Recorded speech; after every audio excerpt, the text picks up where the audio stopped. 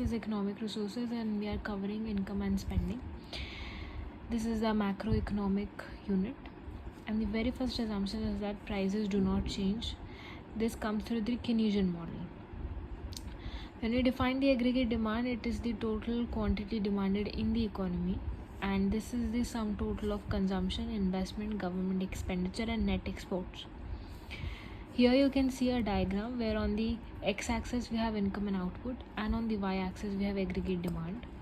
And on this 45-degree line, at each point of this 45-degree line, the aggregate demand is equals to the output or the income. That means that on every point, what the quantity is demanded in the economy and what the output is being produced is equal on this 45-degree line.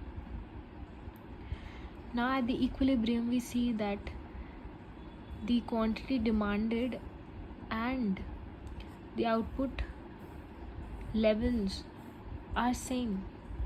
Okay, but before this, the left of E and at the right of E, there is a discrepancy. That means that the quantity demanded is more than the amount which is produced in the economy. That's why there is a gap.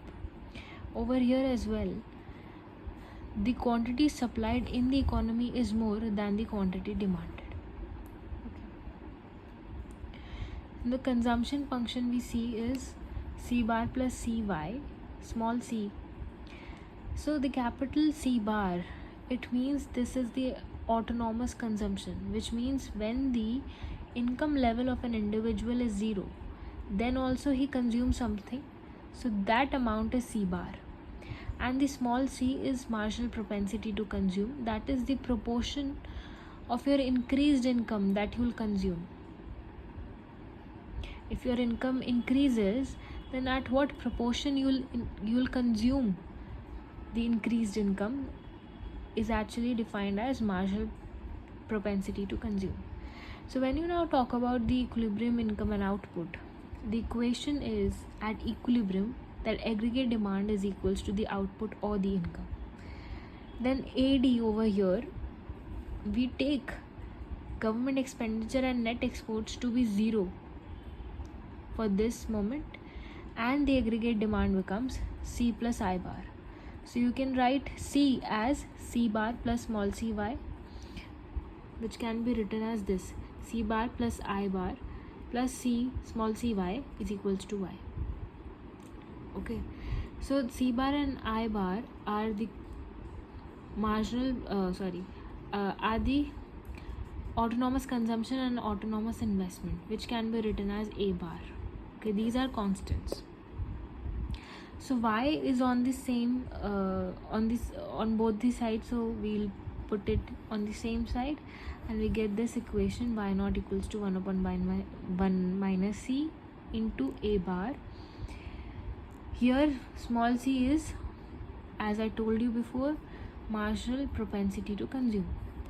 Now when the small c increases, then the slope becomes steeper and higher will be the level of income. So for this, we have considered the government expenditure and net exports to be 0, right? Then only this is the multiplier. Now when we'll say that the government sector also is introduced in the equation of the aggregate demand, then the equation becomes the sum of consumption, investment, and government expenditure. So the consumption depends on the disposable income. Okay, it talks about the disposable income, and see, disposable income is basically the sum of income plus the transfers minus the taxes. So what are transfers? Transfers are the unemployment allowances and the subsidies and other subsidies that the government provide to the citizens, right? And these are the taxes. So now the consumption function becomes C bar plus small c yd. Yd is the disposable income. So this equation becomes like this. Now when we talk about the fiscal policy, right? So we assume that the government expenditure is G bar, which is a constant. We assume all this. Then the transfers provided by the government are also a constant, TR bar, and the taxes are TY. Taxes are at the rate of T per unit of the income. Now when you rewrite the equation of consumption function, you get C bar plus small c bracket y plus TR bar minus TY, which can be written as this with further simplicity. If we'll rewrite the aggregate demand function by putting the C, the consumption function, the government expenditure, and the investment. So here investment is a constant and the government expenditure over here is also constant. We get this equation by putting all these equations together. This equation and this equation, if you will put together this equation and this equation, so you'll get an equation like this, where you have autonomous consumption plus marginal propensity to consume into the transfers plus the autonomous investment and the constant government expenditure plus the marginal propensity to consume in the bracket 1 minus the tax rate into Y, income. And we put A bar as C bar, I bar and G bar are constants, so we put it as A bar and the equation becomes this.